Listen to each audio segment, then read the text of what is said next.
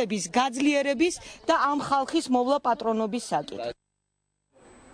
ორგანიზაცია ახალგაზრდა ადვოკატები ცენტრალური საარჩევნო კომისიის თავმჯდომარის რეკომენდაციით მიმართავს და რეგისტრაციიდან მოხსნილ პირთა მიმართ მიღებული გადაწყვეტილების შეცვლისკენ მოუწოდებს.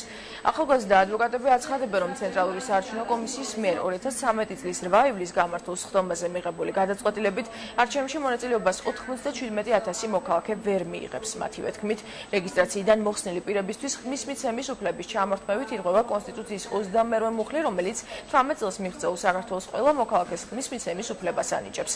აღნიშნულ გადაწყვეტილებას ახალგაზრდა ადვოკატები არაკონსტიტუციურად მიიჩნევენ და ცესკოს მისი შეცვლისკენ მოუწოდებენ. საქართველოს კონსტიტუციით ყველა 18 წელს მიღწეულ პირს აქვს არჩევნებში მონაწილეობის უფლება, მათ შორის რეგისტრაციიდან მოხსნილ პირებს. ჩვენ მიმართეთ ცენტრალურ საარჩევნო კომისიას რეკომენდაციით, რათა მან გაითვალისწინოს ჩვენი რეკომენდაცია და საქართველოს კონსტიტუციაში მითითებული შესაბამისი ნორმები და შეცვალოს მიღებული არაკონსტიტუციური გადაწყვეტილება და დაუბრუნოს 97,000 მეტ ამორჩეველს საარჩევნო უფლება. საქართველოს სტატისტიკის ეროვნული სამსახურის აღმასრულებელი